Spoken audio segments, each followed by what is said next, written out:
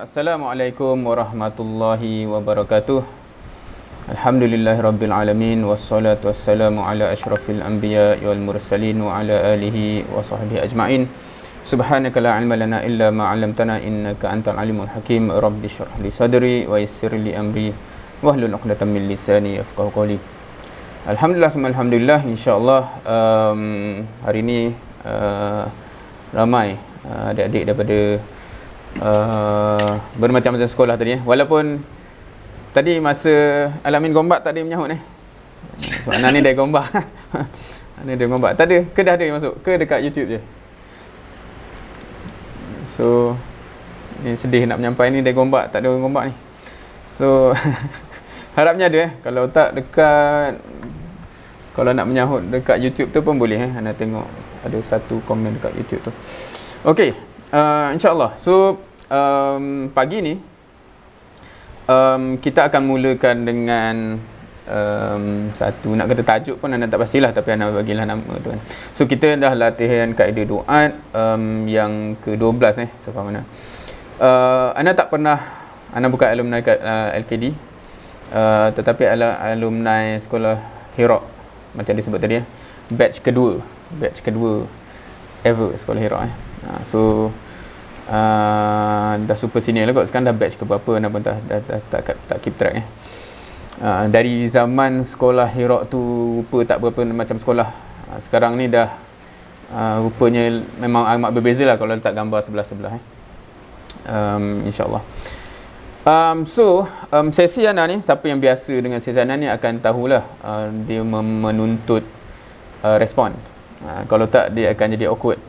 Sebab setengah orang kata anak ni banyak bertanya daripada memberikan info tapi sebab mood dia memerlukan interaksi tu so boleh respon sepantas mungkin, either bersuara ataupun di ruangan komen, either di kalau dekat Google Meet ni anda boleh nampak komen kat sini, kalau di YouTube anda ada skrin lagi satu, anda boleh tengok kat sana kalau ada so respon sepantas mungkin insyaAllah.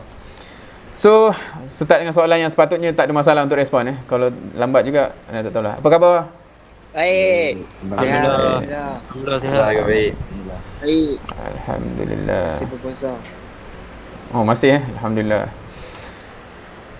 So, yang okey ada. Ya, akhwat ada di chat. Alhamdulillah. So, kenapa join pagi ni?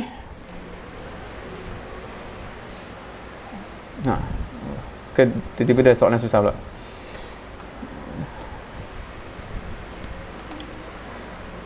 Oh, terus senyap Ni baru pandai-pandai sikit. Anda untuk join. Masya-Allah, tanggungjawab. Lagi. Yang lain? Di YouTube masih belum ada jawapan. Tengok ada 24 orang. Tambah input. Okey, lain? Tadi tanya khabar macam ramai ni. Semua tak ada sebab nak disebutkan ke? Nak jumpa Ustaz Saifuddin. Masya-Allah. So, datang Gombak. Okey, sebelum slot ni tahu ke siapa yang menyampai? Memang diberitahu Ada beritahu. Okey, ada. Okey. So, korang kenal ke? Tapi ada yang rasanya kenal sebab ada pernah bagi slot dekat sekolah mana tak ingat dah. So, apa harapan daripada sesi ni? Sekiranya ada mengharapkan sesuatu selain nak jumpa Tambah ilmu. nak jadi kadir, Bina masya-Allah. Tambah ilmu, bina diri. Okey. Sebar ke orang lain. Oh, masya-Allah. Sebar orang lain lagi. Sekolah suruh. Menarik jawapan tu. Nak memperbaiki diri. Alhamdulillah.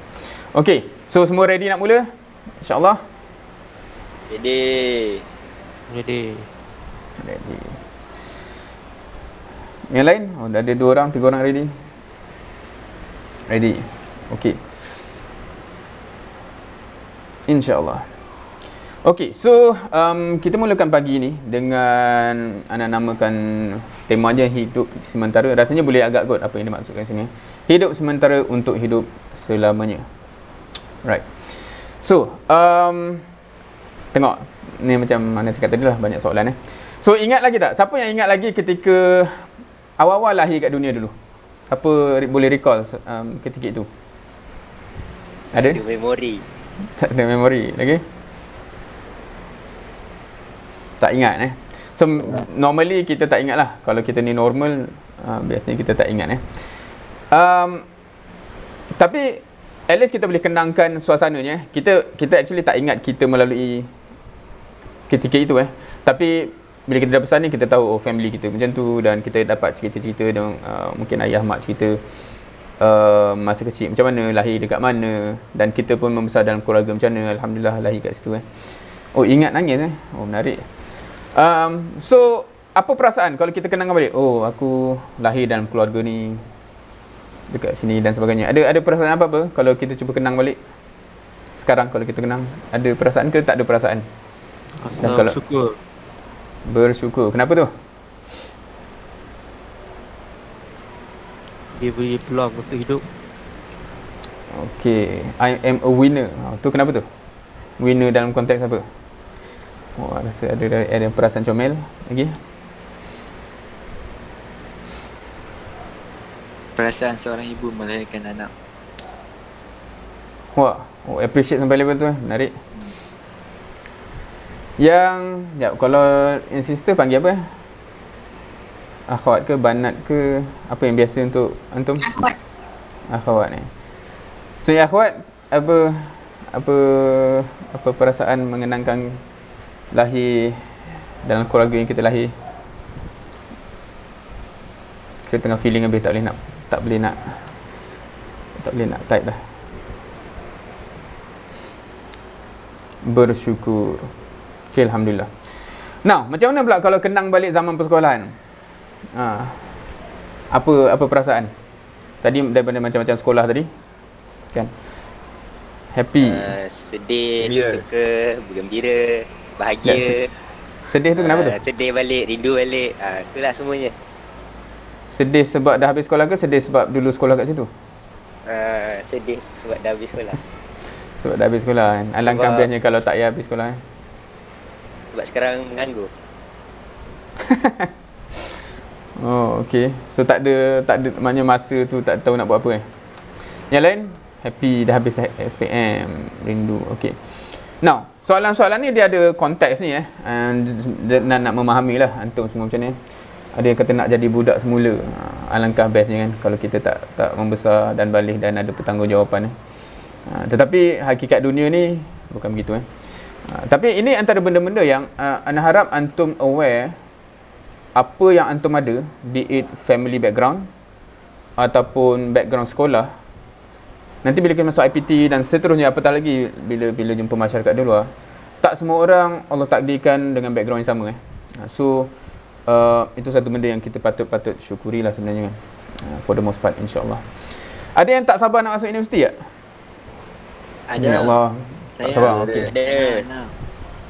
Oh, tak sabar. Kenapa tak sabar tu? Kenapa nak masuk universiti sangat ni? Nak mengerahkan silaturahim. Mantap. First time dengar orang masuk universiti untuk silaturahim ni. Ada lagi? Untuk lihat dunia yang baru. Okey, menarik. Lagi dapat laptop baru. Ni laptop dari mana ni? Parent bagi. Ke masuk universiti dapat laptop ni baru dengar ni. Dapat kenal dunia baru. Dapat kenal dunia baru, lebih mengenali dunia, nak tahu dunia Pengalaman luar baru. macam mana. Pengalaman. Elak membazir masa. Ni membandingkan dengan sekarang ni tak tahu nak buat apa menarik. Oh, tak ada yang tak sabar nak masuk universiti untuk belajar Menarik ni. Semua just nak tengok dunia, nak elak bosan so bahaya ni masuk masuk universiti nanti. Kata kenapa tak belajar? Saja nak tengok dunia je kat sini kan. Ada yang tak sabar nak berdakwah tu lagi mantap. Tak nak masuk you. Oh. Tu lagi menarik. Ada nak cari jodoh. Oh, lagi. Kenapa nak cari jodoh di universiti tu? So nak orang terpelajar Okey. Ada pula cita-cita, ada yang nak kongsi cita-cita masing-masing lepas universiti. Selepas universiti tu ada cita-cita kau nak dikongsikan secara ringkas?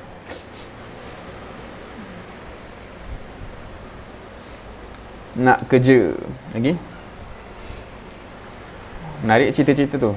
Nak jadi apa maksudnya? Nak kerja, asalkan ada kerja. Okey, ada lagi?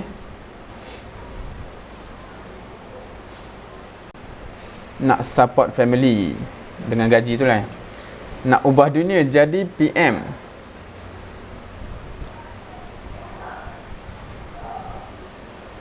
Besar cita-cita, nak kembangkan umat Islam, nak jadi business woman, nak jadi guru. Okey, mari, interesting. Okey, dapat bermanfaat kepada keluarga dan masyarakat. Okey, ada cita-cita yang terbesar tak dalam hidup ni?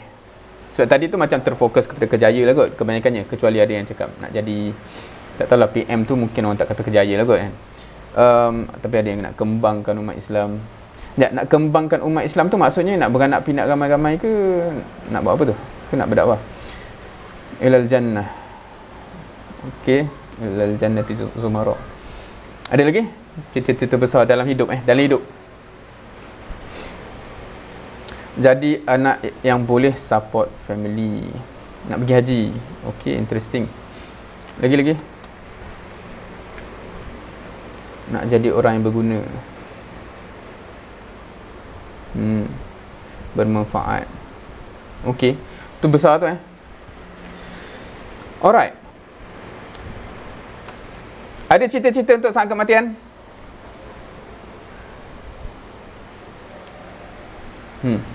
Ada yang bercita-cita untuk saat kematian dia?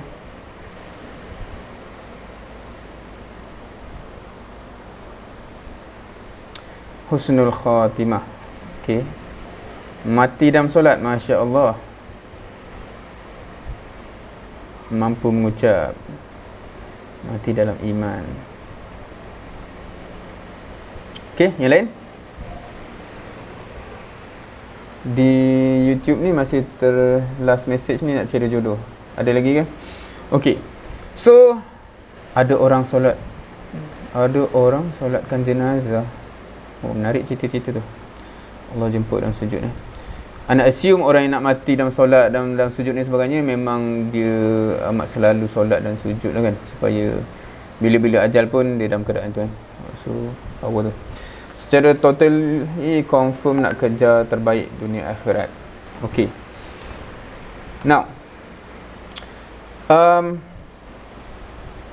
satu benda yang of course antum ni memang boleh kita kata especially dengan sangka baik anak dengan jawapan-jawapan tadi tu adalah orang yang tidaklah normal sangat berbanding kebanyakan manusia di luar yang mana biasanya ramai yang akan ada cita-cita yang agak spesifik untuk benda yang sementara, which is dunia ni, tetapi dia tak ada cita-cita yang spesifik untuk yang pasti, which is mati dan akhirat dan yang selamanya.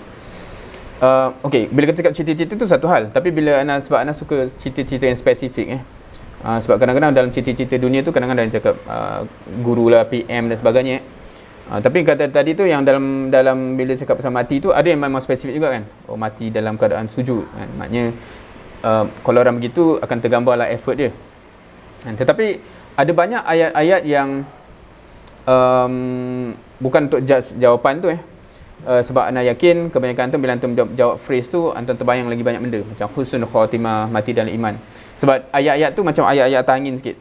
Kan dia macam maksudnya apa tu kan? Maknanya sebab kalau kita kata saya nak kerja jadi guru, pas kepada jadi guru tu biasanya akan tergambar kena masuk pusat pengajian yang ni ke dan sebagainya kan.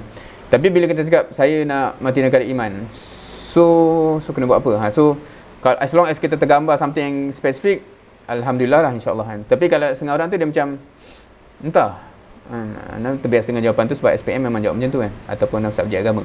So itu satu topik yang lain lah yang Anda rasa, especially kalau Anda reflect dalam keadaan Anda sepanjang Anda membesar, orang tambah lagi orang sekolah agama, kita agak terdidik untuk ada banyak jawapan skema bila jawab soalan-soalan macam ni. Tetapi dia belum bermakna itu jawapan kita sebenar dalam hati. So that's quite interesting bagi orang-orang yang macam kita ni lah. Okay, but regardless, dengan jawapan-jawapan antum, okay, ada yang mati syahid, tak sempat nak tengok tadi, husnul khatimah, ada yang target mati syahid, insyaAllah. Now, kita mula balik, kita revise balik big picture kehidupan kita. InsyaAllah secara ringkas, kita satu ketika di dalam alam ini, alam rahim, Yang mana sebenarnya kalau kita di situ, kita tak tergambar pun dunia kita sekarang ni macam mana kan kalau kita dalam rahim tu, dalam dunia perempuan yang kecil yang kita seorang-seorang je, dan makanan kita pun mungkin dari apa saluran apa dia panggil tu yang ke pusat tu, lupa dah apa nama ni kan, dan sebagainya. Kalau ada orang datang cerita pun dekat situ, tahu tak lepas ni ada alam yang lebih luas, yang kita boleh berjalan-jalan, pakai pakaian, ada ramai member, mungkin dia takkan faham pun, atau kita kat situ takkan faham pun. Tapi Alhamdulillah kita dah beralih kepada alam yang seterusnya, which is alam di dunia ni. Kita akan sibuk dengan macam-macam, dengan study kita, dengan family kita dan sebagainya. Of course kat sini pun biasanya orang kata lepas ni akan ada alam lain juga yang kita tak terbayang macam mana kan. So biasanya kita pun tak terbayang juga. Dan isunya lagi yang lebih concern ialah kalau kita tak mengendahkan benda tu. Tetapi hakikatnya satu hari akan berlaku peristiwa ini. Again macam tadi Saudara Asim tadi cakap, jangan anda pun tak perlu sebut jugalah kan. Janganlah anda kata inilah bayangan malaikat maut. Tak, tapi anda Google Angel of Death, itu gambar yang keluar. Just untuk merepresent episod itu bukan nak menggambarkan malaikat. Tetapi lepas itu akan ada judgment day, hari di mana kita akan dipersoalkan dengan segala sesuatu, dan kemudiannya eternity kan, selama-lamanya either or either jannah ataupun jahannam, na'udzubillah. The biggest question of all, soalan yang terbesar untuk kita setiap daripada kita ialah ending point kita di mana kan. Dan insyaAllah kalau kita jawab kita nak berakhir di mana, for sure jawapannya sama lah. Tak ada orang yang rasa nak ziarah juga tempat tu, tak ada kan. Biasanya kita kata semua insyaAllah kita nak ke jannah, kita nak ke paradise, kita nak ke syurga insyaAllah. Now, however, nak tu satu benda, faham macam mana nak ke situ satu benda yang lain, actually implement benda yang perlu diimplement untuk sampai ke situ ialah satu benda yang lain. So kita nak menjurus ke itu insyaAllah. Dalam konteks kita sekarang kebanyakan kita yang baru habis SPM kalau anda faham ni, dulu kita pernah bersekolah dan ramai mungkin sekolah Musleh. Kemudian Alhamdulillah tahniah dah habis SPM, dan insyaAllah kita akan masuk IPT. So ni promo lah ni, jom masuk UIA Gombak. Kemudian hari yang kita idamkan selepas SPM, satu lagi episod yang seronok ialah baling topi konvo bila kita grad, dan kemudian kita akan bekerja, menyibukkan diri kita dengan kerja-kerja dunia untuk ada tadilah untuk duit tu nak bermanfaat untuk support family dan sebagainya. Dan sekiranya umur panjang kita akan jadi tok nenek, tengok cucu dan sebagainya. Now, regardless of perbezaan perincian dalam kehidupan kita ni sebab IPT mungkin berbeza, kerja mungkin berbeza dan sebagainya, benda yang tak ada perbezaan ialah kullu nafsin za'iqatul maut kan. Everyone shall taste death. Semua kita akan mati. Itu hakikat yang across the board, constant kepada semua orang kan. Walaupun sekolah berbeza, keputusan SPM berbeza, masuk IPT berbeza dan sebagainya, tapi kita semua akan melalui fasa mati. Right. So bila kita nak plan, kalau kita biasa dengar siapa yang gagal merancang adalah merancang untuk gagal. Those who fail to plan is planning to fail. Biasa kita kadang-kadang utara benda tu dalam benda-benda yang dunia kan, tetapi untuk akhirat kita cakap benda yang sama tak? Kan? Oh, saya nak macam-macam tadi lah, husnul khatimah, mati dalam sujud, mati syahid, ada lagi kan. Do you actually plan for it? Because if you do not plan, if you fail to plan, you actually plan to fail. That is also valid kepada aspek ini So dan kita ambil dua hujung spektrum Satu, sekiranya Allah takdirkan kita hidup lama sehingga bersara kan, so macam mana. Dan satu lagi, kalau Allah takdirkan ajal datang awal kan, tengah tunggu-tunggu nak masuk IPT, meninggal, tengah di IPT, meninggal dan sebagainya. So persoalan besar ialah apa yang perlu settle regardless of kematian tu datang bila. And that is where the complexity comes in kan. Sebab bila kita aku nak plan, okay, kita plan, kita belajar dululah, kemudian nanti lepas grad semua kita akan fokus untuk Islam pula. Macam mana kalau ajal tu datang awal kan? So those if else dan apa semua tu dalam planning kita tu, sebagaimana kita plan untuk buat program dan sebagainya, ada contingency plan ke apa benda, how to make sure that apa-apa jadi pun aku settle, aku selamat, aku dapat apa yang aku nak. Itu yang susah, especially bila kita kata ada dua spektrum. Satu kalau kita hidup lama, satu kalau kita tak hidup lama kan. Dan biasanya ramai orang yang dia plan dengan mengharapkan dia hidup lama lah kan. Tapi kita punya planning senang cerita ialah dia kena regardless of any ataupun hidup lama ataupun sekejap ataupun anything in between, kita mana-mana jadi pun insya-Allah kita selamat. So adakah kita ada plan yang begitu? That's the biggest question. Adakah kita ada plan sebegitu? Now just to sebab Ana benda ni quite recently ni, kebelakangan ni Ana rasa macam muhasabah terhadap kematian tu amat kerap dengan beberapa episod yang berlaku, termasuk dalam student kita orang sendiri dekat UIA yang meninggal masa mula PKP dulu, kemudian dia balik kampung, dia kerja dengan Food Panda dia delivery food, kemudian accident, mungkin ada yang baca berita tu dengan lori ke apa, dia accident, dia motor, meninggal. Tak silap second year ke macam tu lah. Maknanya kalau tanya kita kita membayangkan tak ada possibility kita ni, sebab kebanyakan kita for sure akan membayangkan kita akan hidup lah at least, bukan at least, memang terbayang for sure kita akan hidup untuk baling topi grad convo tu kan. Tetapi tak ada garanti kan. Sebelum tu UIA juga yang dia main hoki, tiba-tiba bola kena kat belakang kepala dia, tapi tak tahu ada apa-apa sebab pendarahan dalaman. So okey je, malam tu dah pening-pening dah. Tapi kawan dia kata tak apalah, tunggu esok lah pergi klinik kan. Esok dah terlambat So again and again, wallahualam, Ana rasa quite recently quite kerap dengan staff, ada yang staff yang kita kenal yang meninggal juga dan sebagainya. Yang makna makin real terasa bahawa at any age benda ni boleh jadi So biggest question is, kalau aku mati esok, aku dah boleh jawab semua persoalan yang akan disoal ke? Kan, that's the thing.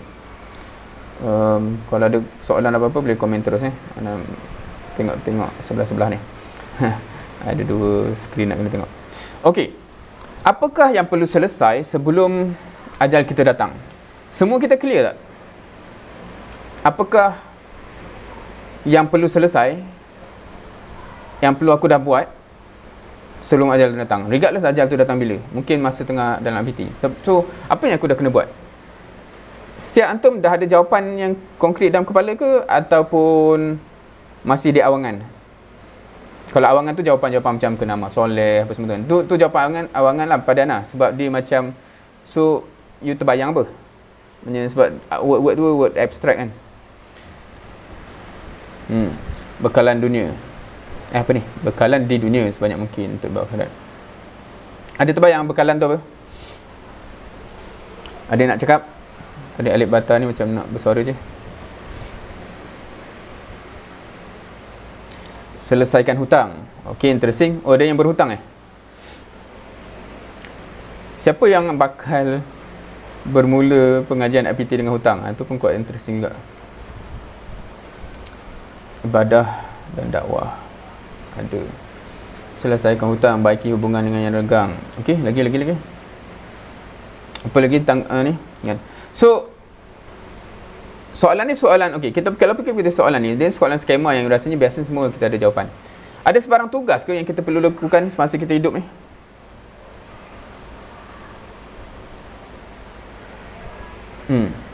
Apa tugasnya? Apa tugas yang kita sedia maklum, itu tugas kita untuk kita kena buat. Ada yang nak kongsikan? Ada. Dakwah lagi. Tugas sebagai hamba lagi, berdakwah, pendakwah. Interesting. Ni jawapan antum dari perasaan ke so, penganjur mesti nak jawapan ni kan. So jadi wakil Tuhan, khalifah, amar ma'ruf nahi munkar. Okey, alhamdulillah. Now, macam mana antum tahu itu tugas antum? Siapa beritahu? Wahyu daripada Quran Okey. So, kita akan tengok beberapa ayat Quran yang rasanya kita familiar dengan ni. Dan biasanya kalau kita jawab apa tujuan hidup manusia dan sebagainya, jawapan dia standard kan. A'udzubillahi minasyaitonirrajim. Wa dzakkir fa inna dzikra tanfa'ul mu'minin. Surah Az-Zariyat ayat 55 So ini akan jadi peringatan lah kan? Apa yang kita akan sebut Dan peringatan, antara peringatan yang terbesar dalam Quran adalah ayat yang datang selepas ini ayat 56 surah Az-Zariyat, which is wa ma khalaqtul jinna wal ins illa liya'budun. Semua faham ni kan?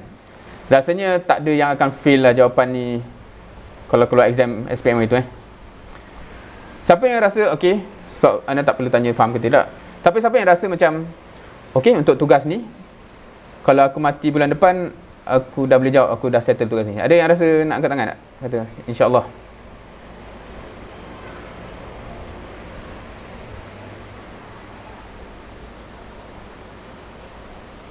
Ataupun chat ke apa, takut ada yang angkat tangan tapi kamera tak ada, so memang tak nampak lah.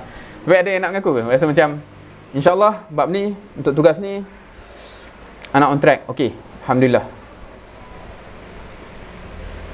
Senyap ni kenapa ni?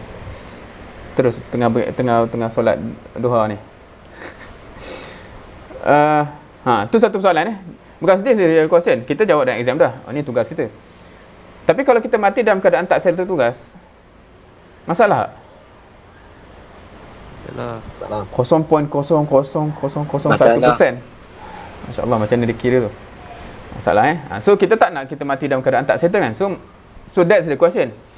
Apa yang kita patut buat in the real term jawab kita perlu menjadi abd, kita perlu menjadi hamba Allah. Itu senang cakap. Tapi so buat apa? So yang tu yang biasanya kita jarang pergi ke situ. Kan? Unfortunately lah, kita dah terbiasa bila buat agamanya kita akan cakap atas angin, berhenti kat situ kan, sebab seronok kat situ. Kalau kita cakap dalam bentuk real, biasanya dia jadi berat. Okay, so kita kena bincang benda ni kita kena ada jawapan. Seriously kena ada jawapan. Siapa pernah baca ayat lepas dia? Mesti pernah baca kan? And apa kata, kalau sekarang ni ada yang dah tilawah lepas daripada ayat ni tak? So for sure. Tapi Az-Zariyat belum lagi kan? Ana highlight kat situ merah tu A'udzubillahi minasyaitonirrajim. Ma uridu minhum mir rizq wa ma uridu ay yut'imun. Innallaha huwar razzaq dzul quwwatil matin. Ana highlight kat situ dua perkara yang Allah highlight bila Allah kata ini tujuan kau, ini tugas kau. Dan disambung dengan dan bukan ini tugas kau. Kan? Bila Allah cakap ma uridu minhum mir rizq wa ma uridu ay yut'imun. Now, ana highlightkan dua benda ni sebab interestingly kenapa Allah highlight isu rezeki dan isu cari makan, beri makan ni. Sebab across the board, Muslim tak Muslim, kesibukan utama kita sepanjang kita hidup kat dunia ialah dua isu ni. Isu cari rezeki, isu letak, kalau bahasa orang putih kata put the food on the table Maknanya isu bagi makan anak bini dan diri sendirilah. Kan? Dan kalau kita jujur dengan diri kita, ramai orang yang kenapa dia masuk universiti, nak universiti yang bagus sebab tu aku nak SPM yang bagus, sebab tu aku nak sekolah yang bagus, sebab tu nak sekolah rendah bagus, sebab tu aku nak tadika pun bagus juga. So semua hidup dia terpaksi kepada supaya bila dia grad ada sijil yang bagus untuk dapat rezeki yang bagus. Dan itulah kesibukan aku sampai pencen. Kemudian hopefully masih hidup lepas pencen tu untuk kembali kepada Allah dan sebagainya lah. Biasanya orang begitu So sekiranya kehidupan kita macam tu template-nya, fokus utama kita kepada isu rezeki, isu cari makan, bagi makan. Ayat ni sendiri Allah dah kontrakan benda tu Wa ma khalaqtul jinna wal ins illa liya'budun. Maknanya kalau kita faham wa ma dan illa, dia jadi macam inilah kerja kau, bukan benda lain. Dan di-highlightkan pula dua benda yang menjadi kesibukan semua orang, termasuk orang Islam sekarang. Kan? Kenapa sibuk-sibuk ni? Rezeki kot, nak cari rezeki kan, penting ni. Nak cari makan dan sebagainya. Adakah kita termasuk dalam kategori ni? That's the thing yang kita kena jawab. Adakah kita pun, aku pun sibuk untuk ni juga kan? So macam mana ni kan? Bila yang aku plan yang tugas yang sepatutnya hanya senyap itu tugas aku kan? Okay?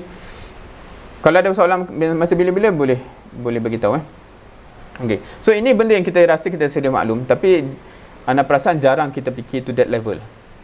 Kan? Jangan kita fikir to that level. Yang bahayalah sebenarnya. Anda cukup concern. Satu lagi yang antum dah sebut juga, khalifah. Dalilnya Al-Baqarah kan. Wa iz qala a'udzubillahi minasyaitonirrajim wa iz qala rabbuka lil malaikati inni ja'ilun fil ardi khalifah. Again faham? Kan? Again soalan yang sama boleh dinyatakan So antum terbayang kena buat apa ni? Antum terbayang kena buat apa Dan kena pula sekarang ni kita bulan Ramadan. Ana rasa kebanyakan kita memang macam kita sebab tidak ada target untuk khatam dan sebagainya kan. So for sure kalau orang mula balik dari awal, dia akan dah cover dah surah Al-Baqarah. Ana tanya secara jujur, siapa yang pernah tadabbur surah Al-Baqarah? Pernah? Pernah Lain? Maknanya surah Al-Baqarah lah as a whole. Pernah Lupa poin dalam tu ke lupa untuk tadabbur? Okey. So antara poin besar yang kita boleh dapat daripada surah Al-Baqarah ialah isu tugas ini, tugas khalifah. Kan? Sebab awal dia, pangkal dia ayat 30 ni pangkal lah kan. Allah cakap pasal khalifah Kita ni khalifah, tugas kita khalifah Kemudian separuh daripada surah tu cerita kita punya senior. Macam mana dia orang berhadapan dengan tugas khalifah tersebut. Kan mainly sini kita yang banyak diungkitkan ialah Bani Israel. Tu sini kita kan. Dan again and again dia orang fail. Until tengah-tengah surah. Kan episod apa? Perubahan kiblat. Dan kat situ Allah kata ayat-ayat tengah-tengah, exact ayat tengah-tengah ada ayat umat pertengahan kan. Wa kadzalika ja'alnakum ummatan wasata litakunu syuhada'a 'alan nas wa yakuna rasulun 'alaihim syahida. Apa? Kalau kita faham ayat tu dalam konteks surah tu, kita akan faham besarnya ayat tu kan. Dan tugasnya kepada kita pula. Dan kita akan refresh benda ni esok lah kan. Maksudnya apa? Perubahan kiblat tu bermaksud kita tak nak terlalu panjang kat sini sebab tak sempat. Tapi rasanya sebab ramai kata yang dah pernah tadabbur tu kan. So sebab ramai orang boleh kata apa signifikannya perubahan kiblat dengan wa kadzalika ja'alnakum ummatan wasatan. Sebab bila kita kata wa kadzalika tu so ini insya-Allah biasanya kalau yang dah pernah dengar syahadatul haq itulah tajuk ceritanya. Tapi lepas tu second half pula ialah cerita tugas kita sebagai khalifah. Kalau kita perasan hukum hakam lah. Daripada individu kepada macam-macam level. So ayat yang paling panjang pun pasal apa? Pasal hutang kemudian ada ayat yang termasuk yang kita tengah mengamalkan sekarang kan. Apa? Kutiba alaikumus siyam. Kat situ juga. So semua itu adalah tanggungjawab yang kita kena laksanakan. Dan ada benda lain yang Anas aku tanya juga. Okey, kalau kat sini siapa yang claim saya kenapa puasa ni? Sebab surah Allah dalam Quran kutiba alaikumus siyam. Ada yang nak claim macam tu tak? Ke sebab ustaz cakap kena ataupun sebab apa lain? Ada okey, sebab semua kata ramai yang kata pernah tadabbur ni. Antum perasan kan kalau antum buka dalam Quran dalam page yang sama, dua page yang sama dengan kutiba alaikumus siyam ada dua lagi kutiba yang lain. Betul tak? Siapa ingat? Kutiba alaikumul qisas. Okey, lagi satu.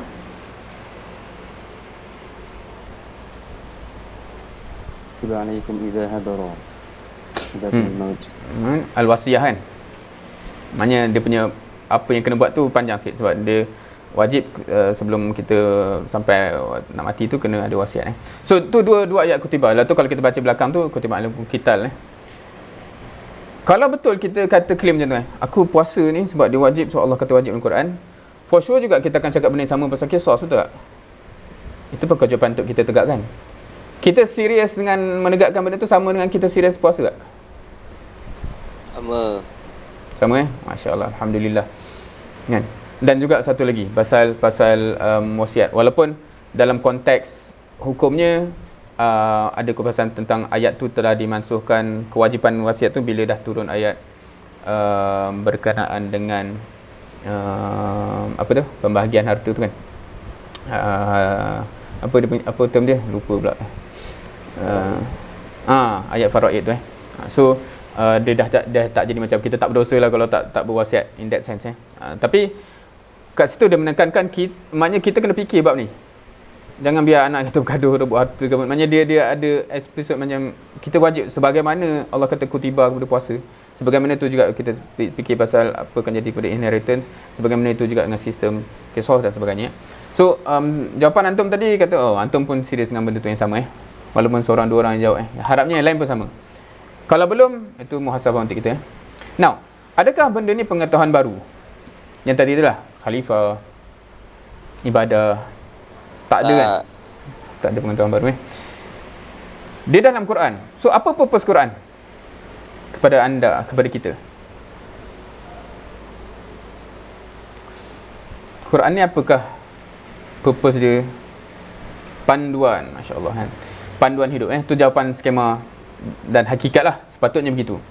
Siapa yang rasa dia nak mengaku memang Al-Quran dah at least to a certain level dah jadi panduan aku? Siapa yang nak claim macam tu? Maknanya memang Quran ni sepatutnya ni menjadi panduan hidup kita. Dan alhamdulillah so far dalam hidup saya memang Al-Quran ni dah menjadi panduan, at least to a certain level lah. Ada?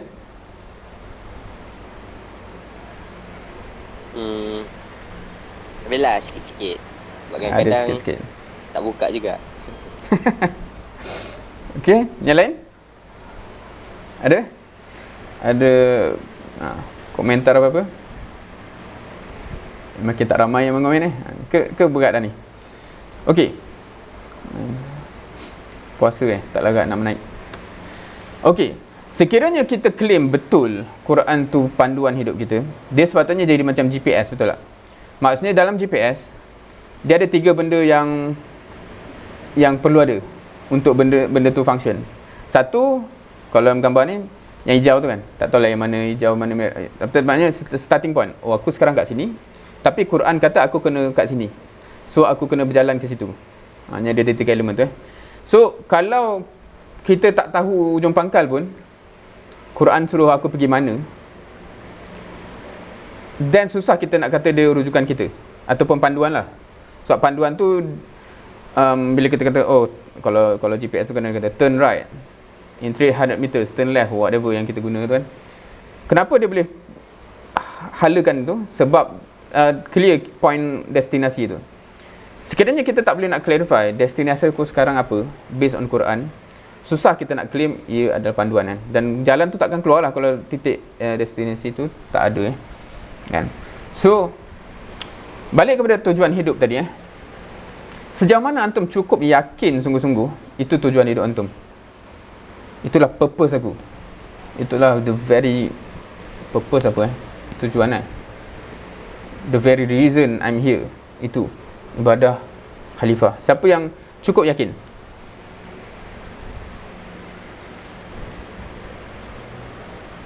Takkan tak yakin kot. Ada? Yakin? Convince gila. InsyaAllah. InsyaAllah yakin. Yakin Okey. Tu satu level. Yakin. I'm convinced. Betul, itu dia. Siapa yang pula, dan aku juga serius. Serius gila juga nak fulfill purpose tu. Siapa? Ada tak? Tadi dah convince, sungguh betul kan? Convince gila. Dan aku juga serius gila-gila juga untuk penuhi. Atau macam mana? Tak apalah, itu biar orang lain lah. Atau macam mana?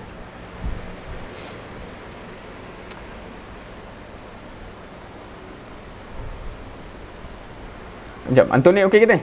Semua masih okey? Okey. Okay. Alright. Now, apa bukti kita serius Kalau antum serius nak masuk IPT tertentu, kan aku memang cita-cita sungguh dari kecil aku nak masuk UiA Gombak, sila masuk UiA Gombak nak masuk apa-apa kan, tempat ataupun yang lagi tinggi lah, nak masuk MIT ke, nak masuk apa tempat-tempat yang memang dirasakan Cambridge ke apa, tak tahu lah. Ada yang kod cerita macam tu kan. Logik tak dia kata aku serius gila nak sampai ke situ, itu cita-cita aku nak masuk IPT tu, aku nak masuk. Kau tahu tak dia punya application form dia kat mana? Oh, tak tahu pula. Logik tak? Logik tak terjadinya episod macam tu? Maknanya dia serius gila kata nak masuk situ kan. Tapi dia tak tahu je, maka dia tak cari pun application form dia kat mana, ataupun apa prerequisite dia, kena ambil ke TESOL ke benda.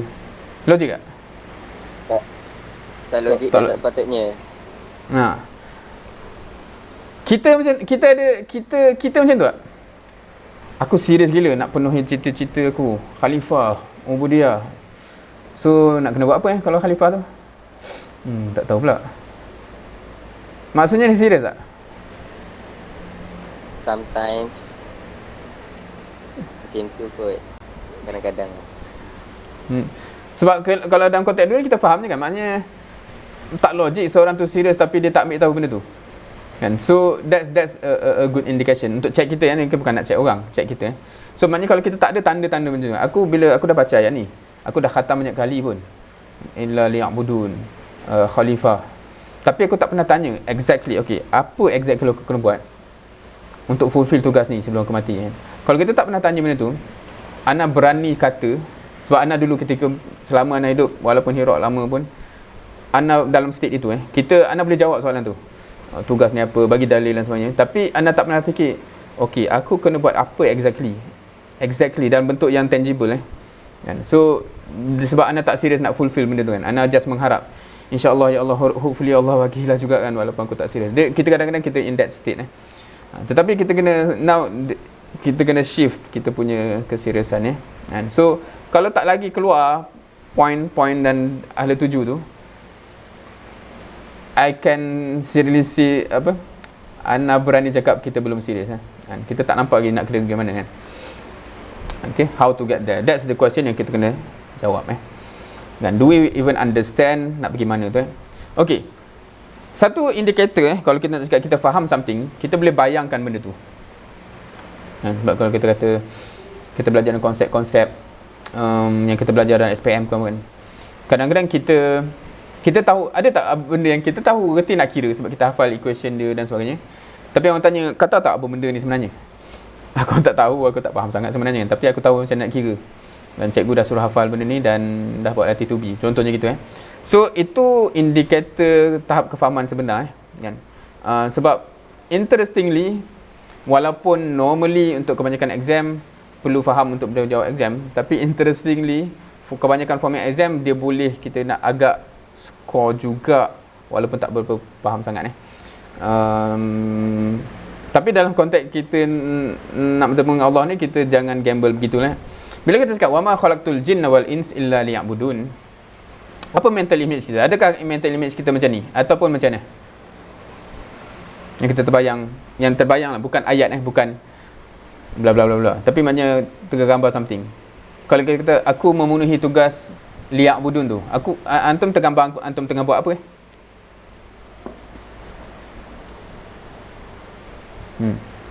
beribadah. Okey, beribadah tu apa maksud antum? Antum bayang apa? Sebab ayat beribadah tu anda tak tahu antum bayang apa? Tengah solat ke, tengah zikir ke, tengah baca Quran ke? Solat. Semua benda baik. Apa-apa harian, buat semua benda yang kita buat harian dengan niat kerana Allah. So antum bayang apa? Antum bayang tengah berniat. Maknanya ni anda cakap bukan ayat maknanya gambaran apa yang timbul tu.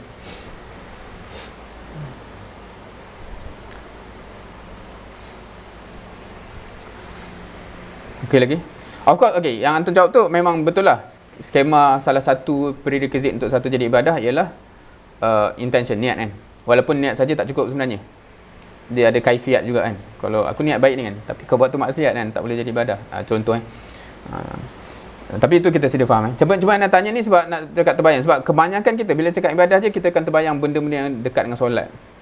Tetapi bila kita jawab exam, kita terbayang semua benda, kita cakap semua benda pula. Tapi kenapa setiap kali kita cakap beribadah tu, kita tak bayang benda tu? Dan apakah bayangannya? Okey.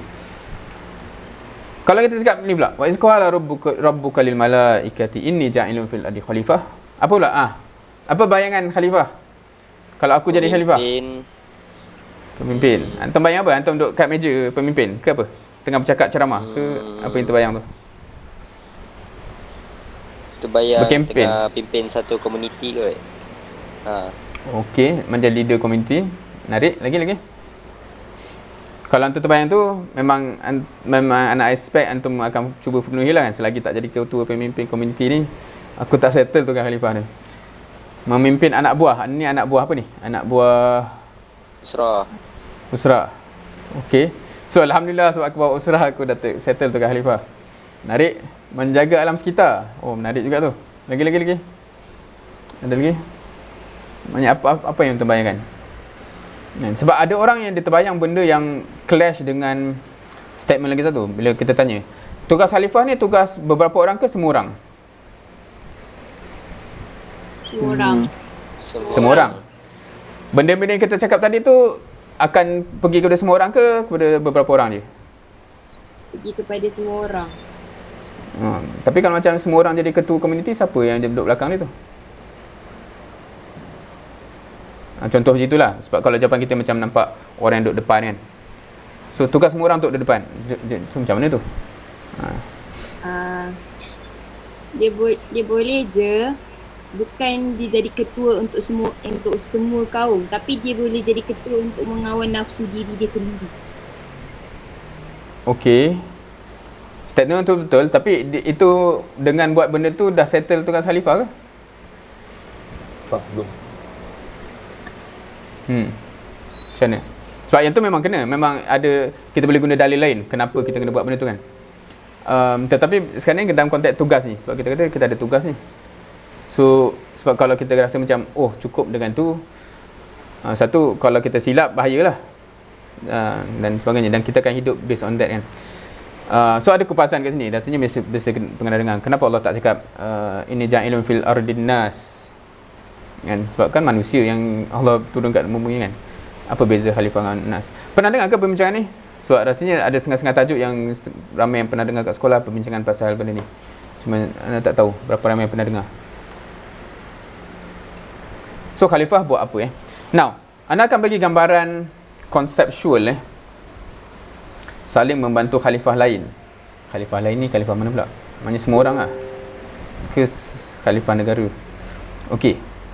Kalau kita bandang pula. Kalau kita bayangkan ini adalah kandang ubudiah. Boleh faham ke? Ni konseptual ni.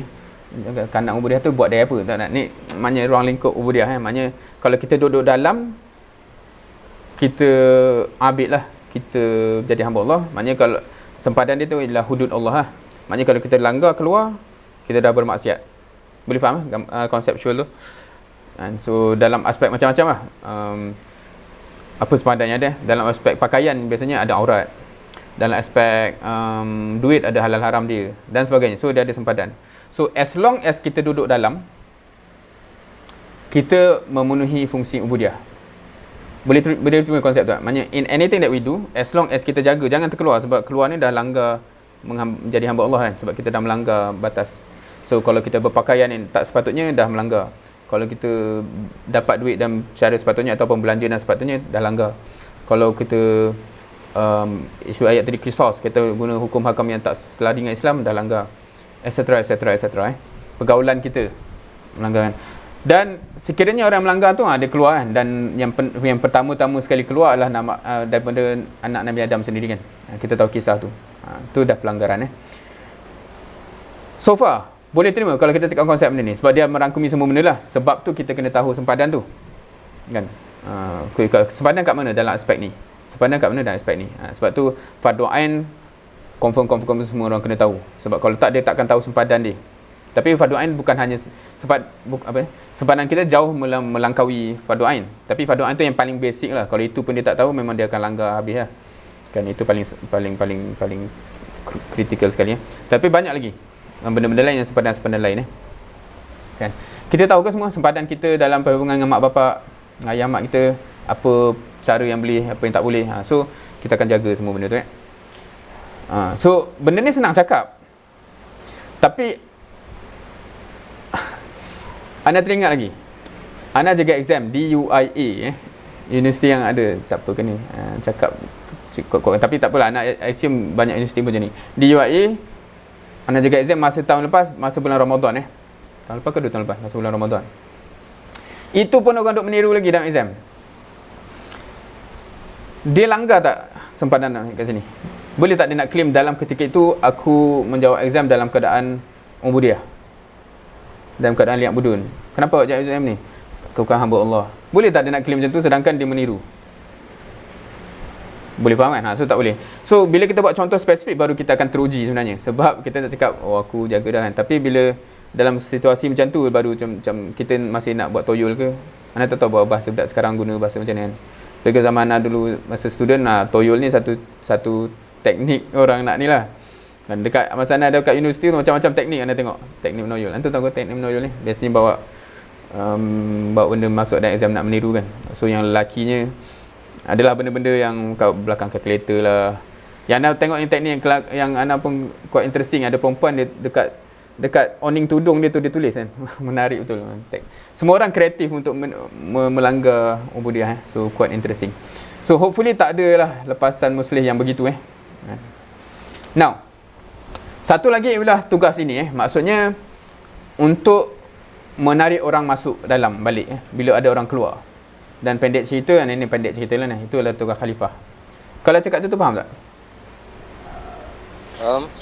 Faham Ni konseptual Sebab kalau kita faham macam ni dan kita boleh relate dengan semua benda yang kita nak faham apa khalifah patut buat, termasuk khalifah dalam konteks Amirul Mukminin Kenapa dia buat benda tu? Kenapa berlaku benda tu?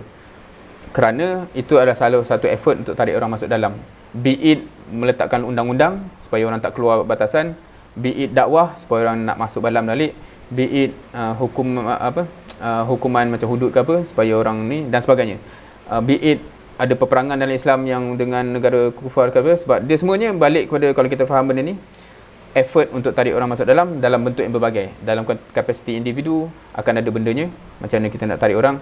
Dalam kapasiti masyarakat ada konteks dia, dalam kapasiti negara ada konteks dia. So pembincangan tu akan jadi panjang lah. Tapi as long as tugas dia nak cari betul kan. Sebab kalau ada orang yang kadang-kadang mindset dia twisted sikit. Dia macam kalau tengok perang ke apa, dia macam rasa macam kita nak menguasai tempat orang. Itu bukan.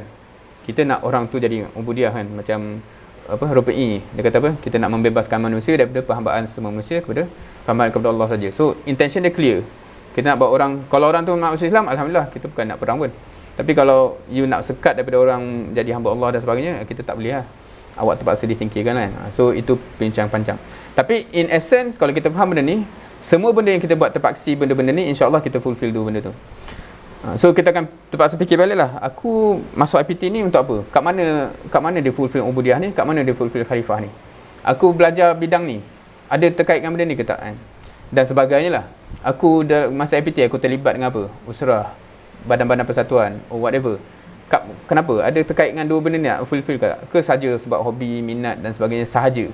Kan? So itu persoalan crucial yang kita kena sentiasa latih diri kita untuk sentiasa menyoal Sebab kalau kita sentiasa on track dengan benda tu, dan everything that we do in landasan benda ni, insya-Allah kita akan boleh jawab, insya-Allah bila dia tanya apa yang kau buat untuk fulfill tanggungjawab. Sebab memang kita tengah fulfill dalam effort kita fulfill dalam semua benda yang kita buat. Tapi kalau kita tengok semua benda yang kita buat macam apa yang ni kan, adalah sekali seminggu datang usrah. So yang lain-lain tu, tu tak ada kaitan. So bahaya. Seriously bahaya. Sebab dan kita macam mana kita nak cakap hidup kita, macam mana kita nak claim inna solati wa nusuki wa mahyaya wa mamati lillahi rabbil alamin. Nak cakap benda tu pun tak segan kan.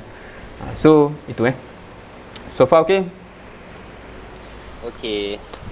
Tapi persoalan besar dia ialah but how? Conceptually ana yakin semua orang senang nak faham benda ni.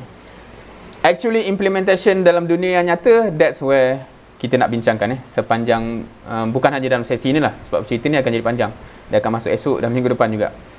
Okey. Dan tapi pada awal ni hopefully nak mengarah ke situ Ana tak taaruf panjang lagi tadi dalam konteks. Ana dah cerita ana ada Hira. Ana 11 tahun di Hira daripada darjah 1 sampai form 5. Kemudian yang best ke? Ana adalah kategori orang yang bila ana habis Hira, ana keluar, ana alhamdulillah merdeka, tak ada orang nak usrahkan aku lagi.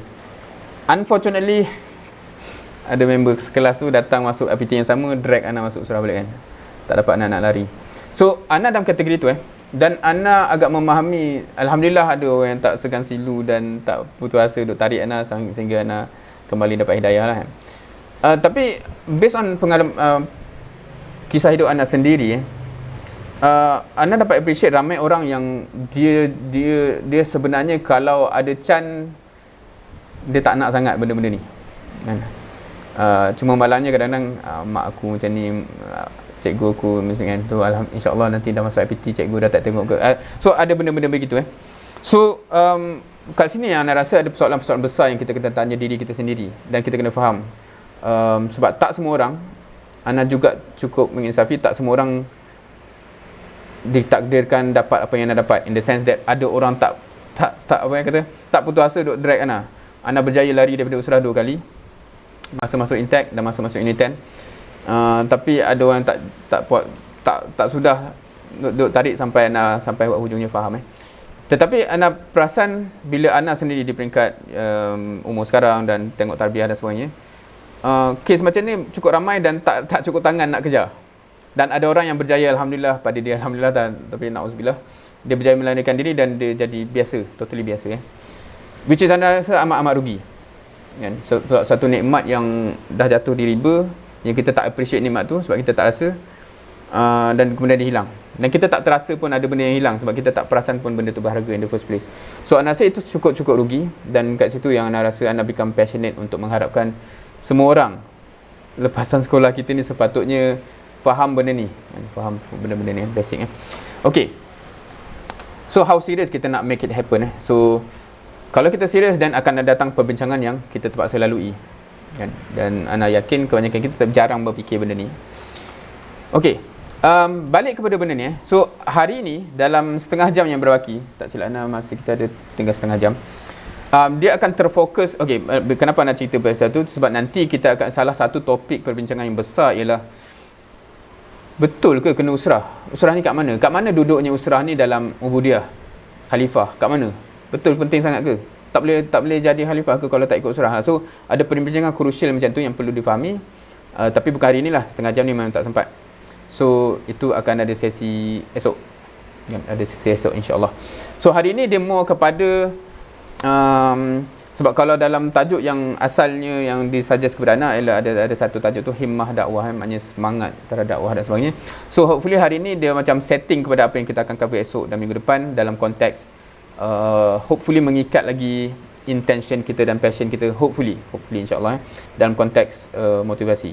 So that bila kita bincang, sebab bila kita bincang benda tu dia jadi berat tau. Macam kalau antum sendiri memang dah, aku memang nak score SPM, kemudian datang cikgu-cikgu yang ajar teknik-teknik belajar kan, kena buat latih tubi, kena ni buat nota apa semua, antum sanggup buat benda tu tak? Dia agak berat berbanding kalau kawan kita yang relax-relax yang tak ada buat benda tu kan. Tapi sebab kita memang dah nak score, sanggup. Betul tak? Kita akan sanggup kan. Tapi kalau ada member kita yang dia tak niat pun nak ambil SPM, aku nak balik tolong bapak aku tanam jagung kat kampung, aku tak ada pun nak ambil SPM, dia duduk dalam kursus yang sama, kursus cara belajar, cara buat nota, cara jawab exam, dia akan minat tak, nak buat tak benda-benda semua kan. Why kan? Sebab dia kata aku kan nak ambil SPM pun. So kat situ yang clear, yang penting kat ujung tu, sungguh ke kita nak?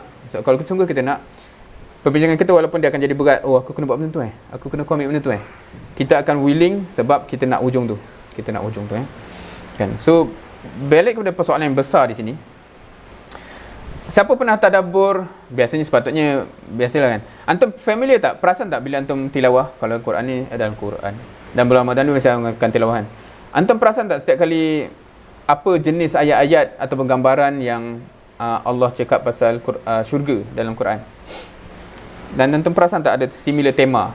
Dia akan berulang ayat yang pasal syurga je, dia ada 2-3 tema yang repetitif, again and again. Macam tu cara cerita ni. Perasan tak? Ada perasan? Sungai. Itu amat repetitif kan? Lagi-lagi? Yang tu paling obvious lah. Jannatin tajri min tahtihal anhar. Yang tu paling obvious. Ada lagi? Yang lain ni, kalau orang jarang tadabbur, dia mungkin tak perasan sangat. Ada?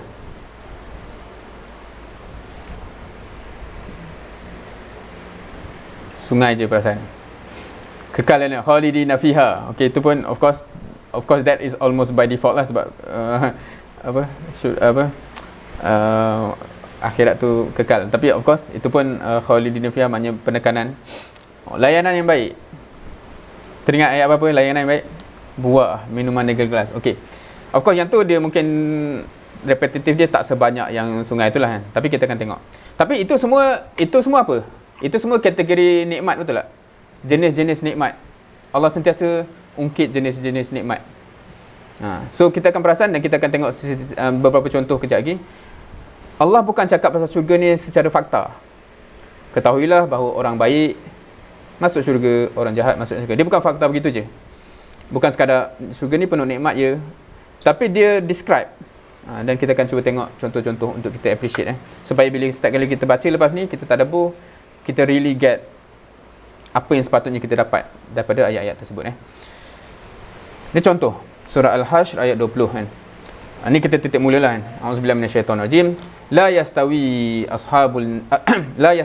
ashabun nari wa ashabul jannah. Ashabul jannati humul faizun. Taklah sama ahli neraka dengan ahli syurga. Kan ashabun nar dengan ashabul jannah tak sama. Dan orang yang ashabul jannah itulah orang yang dapat kemenangan, dan kita harapkan kita dalam kategori itu insya-Allah. Kemudian satu lagi surah Al-Fajr ayat 27 hingga 30. Auzubillahi minasyaitonirrajim. Ya ayyatuhan nafsul mutmainnah irji'i ila rabbiki radiyatan mardiyah fadkhuli fi ibadi wadkhuli jannati. Kan? So ini ayat yang macam gambaran yang best lah, macam Allah jemput dengan jemputan yang best kan. Ya ayyatuhan nafsul mutmainnah. Hopefully kita kata, oh aku, ya Allah, jadikanlah aku sebagai that kategori irji'i ila rabbiki radiyatan mardiyah. Masuklah dalam syurga yang kau akan puas, habis-habis puas dalam ni kan. Wah, bestnya. Fadkhuli fi ibadi wadkhuli jannati. Okay, so hopefully kita dalam ibadi punya tu maknanya balik kepada ubudiyyah tu, maknanya oh, kalau kita temu muhasabah, astagfirullahalazim, aku banyak buat benda yang melanggar ubudiyyah ni, astagfirullah. So dia kena ada kesan gitu, kan. So kita terus ayat seterusnya. Now ada disconnect kadang-kadang antara otak dengan hati, ataupun maknanya tak sampai hati tu. Kalau kita anak tak pasti sejauh mana antum ni, sebab anda pun tak tahu bidang dan sebagainya, sejauh mana antum very familiar dengan ayat-ayat Quran yang bila baca dalam bahasa Arab je terus boleh terbayang, sebahagian kita actually perlukan bantuan terjemahan kan. Antum namanya dalam kategori mana?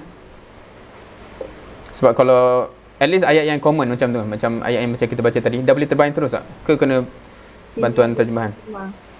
Kena ada juga So if that is the case, sebab anda pun kategori macam tu okay, dah tersebut benda ni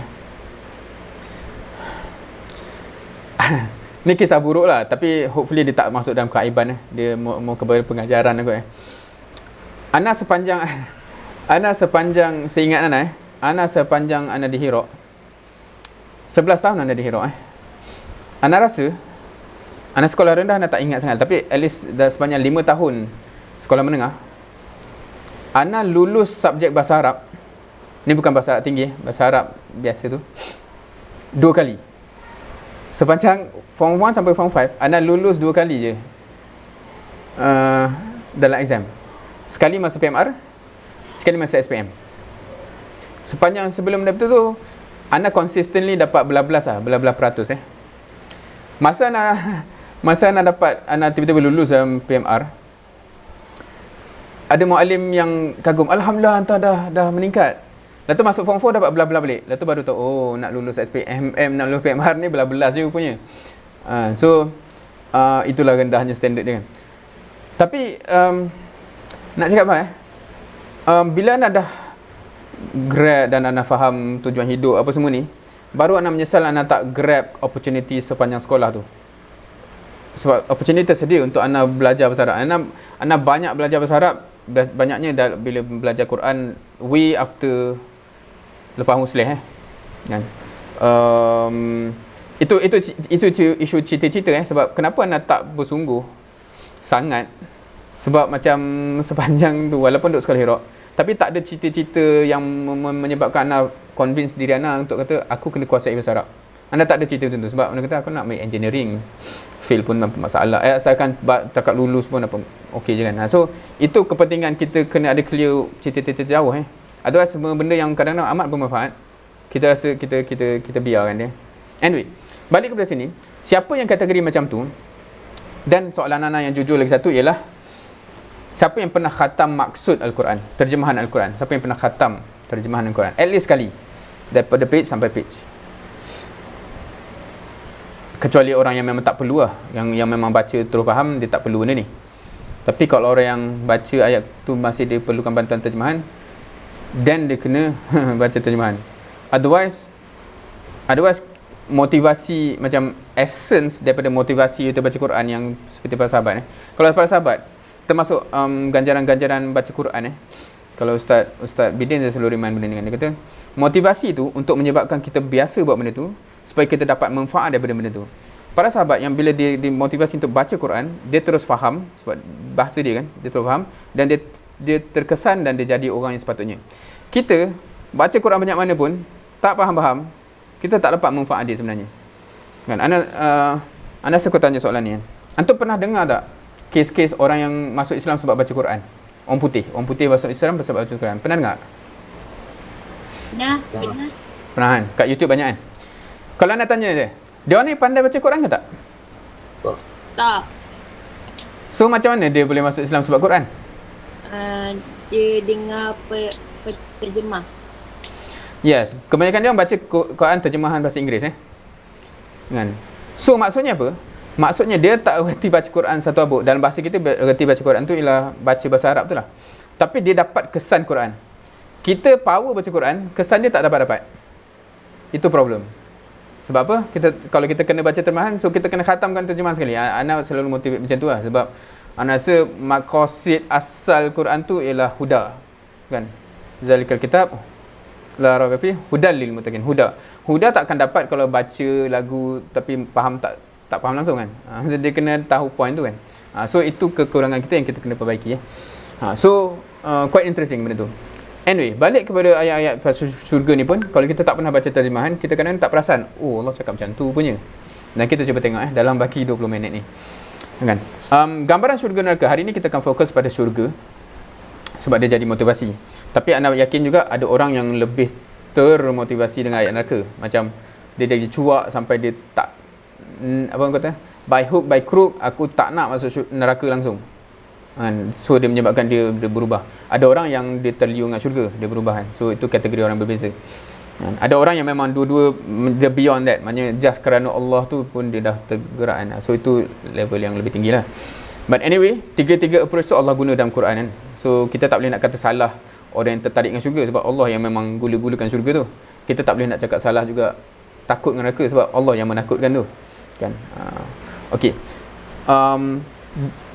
now kita ambil beberapa ayat Okay, yang ni Ana akan skip banyak sebab yang ni ayat yang berulang. Antum boleh tengok berapa banyak ulang. Actually Ana ada satu video yang Ana buat khas untuk ayat-ayat syurga dalam Quran. So ini Ana petik So Ana kumpulkan banyak, Ana cuba kumpul daripada cover to cover ayat yang berkaitan dengan syurga So yang ni yang berkenaan dengan tajri min tahtial anhar. Ni ayat An-Nisa, Al-Maidah, At-Taubah, Ar-Ra'd, Al-Furqan. Kadang-kadang ada tambahan dengan pasal istana dan sebagainya. Tapi generally Ana nak highlight berapa banyak berulangnya sungai Al-Furqan, Al-Fath, Al-Qamar, Al-Qalam. Kat sini dia cakap pasal jannat. So ni bukan maknanya anhar tu tak ada, tapi jannat so ada. Okey. Satu benda yang kita kena perasan ialah ayat-ayat tu semua ayat-ayat very descriptive. Bila sebut descriptive, faham ke? Dia describe. Dia bukan cakap fakta. Dalam syurga ada ni, bukan. Tapi dia describe. Maksudnya mengalir di bawahnya sungai-sungai. Kita sepatutnya terbayang. Tapi kalau kita tak faham, memang tak bayang lah. Sebab description, ayat description trigger bayangan. Kalau kita cakap pasal, oh kek tu ada krim, ada apa. Oh dia ada benda tu. Tapi kalau macam descriptive, kek tu layer yang paling bawah dia, yang crusty tu. Lepas tu kat tengah-tengah dia, faham tak ayat description macam tu? Dia akan menimbulkan terliur. Sebab kita terbayang, oh, lepas tu layer macam dah lapar pula kan. So kalau anda perasan, ayat pasal syurga semua macam tu. Dia bukan cakap fakta, dalam ni ada ni. Tapi dia descriptive. Dia macam mengalir. Dia bukan, dalam syurga ada sungai ada sungai tu, ada sungai tu. Tak, dia mengalir di bawahnya. Macam mana nak bayangkan pun, satu quite interesting So sorry lah, ada yang dah lapar tengok makanan So ni nak bawa kepada syurga. So hopefully kita terbayang syurga tu lebih lagi lah. So lagi motivasi untuk beramal kan. Okay, sebab tu sepatutnya, of course tak ada bayangan di dunia yang boleh match kan. Macam nak bayangkan jannat. Jannat ni apa? Dia jamak kan. Kalau kita biasa kita translate syurga, tapi dalam bahasa Arab, dalam bahasa Arab itself, jannat tu Taman.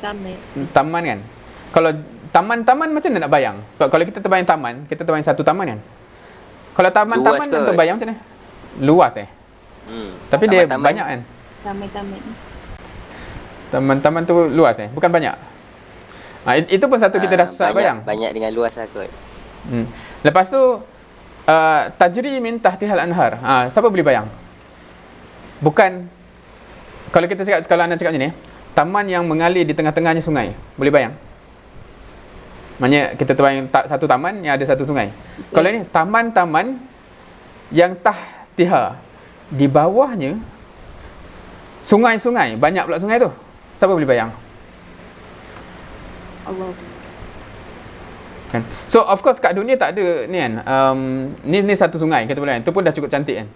Anda cuba cari banyak sungai, ni banyak waterfall, banyak ni boleh lah. Tapi dia sebab air ni, so ada yang terbayang mungkin cerita apa tu cerita Avatar yang ada taman-taman terapung, lepas tu ada air terjun turun ke apa. Tak tahulah. Bayangnya of course apa saja yang kita boleh bayang kat dunia ni takkan match hakikat. Tapi gambaran tu sendiri dia trigger satu imaginasi yang macam takat yang kita boleh fikir pun kalau antum tak terliur anda tak tahu lah. Isu kita tak bayangkan. Isu kita tak bayangkan. Kita kata tahu dah ada sungai. Tak ada sungai tu apa manfaat dia kan. So maknanya itu dia punya deskriptif tu yang kan. So kita cuba tengok beberapa description yang sempat dalam 15 minit ni. Kan. Jannatin wa uyun. Tu pun kan. Jannat lepas tu wa uyun dan mata-mata air. Now, kenapa air ni special? Ana rasa kalau kita bayangkan, kalau antum bayangkan real estate faham ke? Real estate ni apa bahasa Melayu kita? Hartanah yang paling best kan. Biasanya memang akan ada air. Either ada fountain, ada tasik kat belakang ke. Sebab itu gambaran yang memang kita suka, natural kita suka kan. So kalau ada mata air lagi, wah, best lah. Kan. Lepas tu anak highlightkan descriptor kan. Ala sururim mutaqabilin. Mereka berduduk di hadapan-hadapan di atas pelamin masing-masing. So dia ada macam bila kita cakap depan apa semua tu, it's ayat deskriptif untuk bayangkan wah, kita tengah macam tu dan sebagainya. So anda pergi secara laju ni sebab kita kesetukan masa. Tapi hopefully antum boleh tengok, dan sekarang ni pun sebab kita banyak tilawah, bila sampai ayat-ayat macam ni je, anda harap antum ambil take a moment untuk tengok terjemahan dia kalau perlu, dan let your imagination go to the max. Sebab itu yang akan men-trigger motivasi kita kan. Sini. Yuhallawna fiha min asawira min zahabin wa lu'lu'a wa libasuhum fiha harir. Kan? Dihiaskan dalam gelang-gelang tangan. Ni tak tahulah kalau lelaki terliur ke tak kan. Harapnya perempuan lebih terliur lah kan. Dan pakaian mereka pula sutera. So dia ada description kemewahan, keselesaan yang bukan calang-calang kan? Luxury yang bukan calang-calang. Seterusnya. Fi jannatin wa uyun yalbasuna min sundusin wa istabrak wa istabrakim mutaqabilin. Itu kazalika wa zawwajnahum bihurin in. Anda pernah tanya kalau masa dalam katibah dengan ikhwah, siapa boleh bayar hurin in ni apa benda So sebab macam-macam translation kita boleh jumpa kan kat sini, yang matanya cantik. Ada yang pernah terjemahan apa bermata jelly. Pernah dengar? Siapa pernah jumpa terjemahan macam tu kan? Kalau orang kita kadang-kadang budak-budak ni dia lebih appreciate ni bermata anime. Bidadari bermata anime. So tapi description tu menyebabkan dia bukan factual, dia trigger emosi dia trigger macam aku nak serius aku nak. Dia gitu So macam taman-taman, pakaian dan sebagainya. Ni just go through. Tapi again point anak ialah hopefully antum makin familiar dengan ayat-ayat ni supaya bila kita tilawah Quran tu feel dia makin memuncak bila kita jumpa ayat-ayat motivasi ni. Dan hopefully sama juga bila antum baca ayat-ayat pasal neraka sebab dia deskriptif juga kan.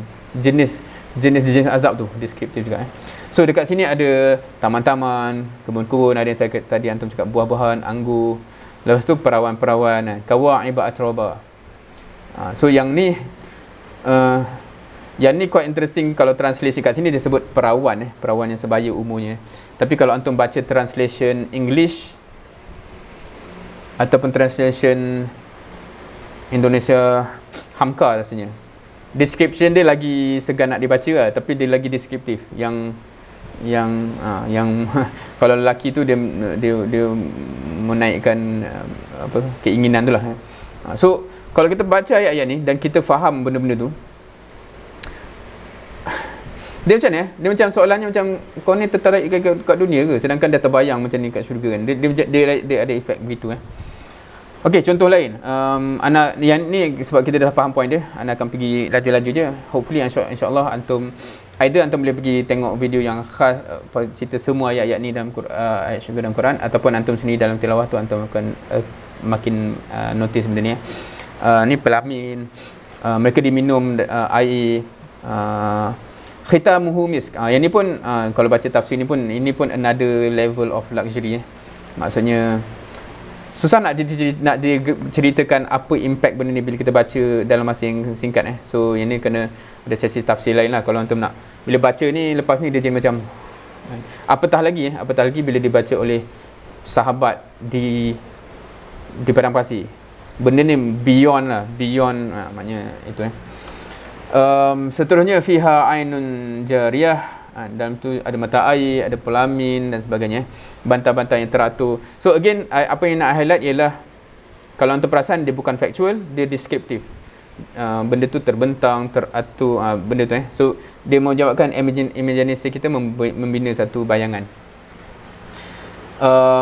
Okay, again, mereka bersukaria di syurga tu berbaring, lepas tu ada buah-buahan, atau ada bidadari pula yang bidadari tu tengok kat kita je. So kalau antum baca benda-benda tu macam kan, sebaya pula tu. So faham kot point dia. Now, so hopefully daripada apa yang nak bawa kat sini, hopefully dia trigger antum untuk lepas ni, sebab ana rasa benda yang crucial yang paling sepatutnya dekat dengan kita dan sentiasa macam kalau orang kata hilang motivasi, ana rasa macam bukan Quran tu sentiasa bagi motivasi, sebab antum akan jumpa ayat ni banyak dan dia sentiasa men-triggerkan balik. Oh, tak jadi nak berhenti kan. Aku rasa dah penat tadi kan. Tak jadi nak berhenti lagi. Dia jadi gitu. So it is something yang ana harap antum semua feel benda tu. Because once you have that, susah lagi untuk orang kacau. Sebab dia daripada Quran dan kita sentiasa tadabbur Quran. Cumanya isu kita ni kita jarang tadabbur lah kot. Kalau kita tak baca terjemahan, susah kita nak kata kita tadabbur. Okay. So itu of course itu kenapa ada gambar perempuan tu kan. Sebab tak ada gambar bidadari yang ada. So itulah maknanya. Itu pun nak cakap hurun in pun itu manusia lagi kan, tak secantik mana lagi kan. Tetapi ni just untuk memberi gambaran, it brings our imagination there. Okay, so bila baca semua benda-benda tu, how much do you want it? Sejauh mana antum nak? So sepatutnya dia men-trigger benda tu kan, aku nak, sungguh aku nak so kalau benda ni, then okay, ana baru highlight okay, macam mana kita memang tak sebab. So ana akan terpaksa rushing lepas ni, antum kena tadabbur sendiri. Sebab ana baru highlight dua benda. Satu, banyak sangat pasal sungai tadi, tapi dia deskriptif supaya memang kita suka benda tu. Dan ada banyak lagi nikmat lain yang deskriptif juga, yang kita tertarik sangat. Tapi itu baru satu nature daripada ada nature lain yang kita akan sebut lepas ni, yang kalau antum biasa tadabbur ayat pasal syurga, antum akan perasan juga. Tapi ramai kita tak perasan, unfortunately. Okay. So ada tak Allah kaitkan ganjaran syurga ni dengan something yang kita kena buat? That's the thing. So kalau kita pergi ayat ni dan anda pergi laju yang biru tu ialah nikmat-nikmat yang dinyatakan, tapi sebab anda harap by now antum dah terbayang dah semua nikmat-nikmat tu. So macam-macam nikmat yang lain pun hopefully antum dah reti macam mana nak tadabbur dalam Quran. Tapi anda akan highlight yang merah je sekarang ni, sebab kita kena pergi laju ni. Ada masa 10 minit yang berbaki kan. Yang amanu wa amilus solihat, ini common. Antum akan tengok berulang-ulang. Syurga dia relate dengan amanu wa amilus solihat. Isu kita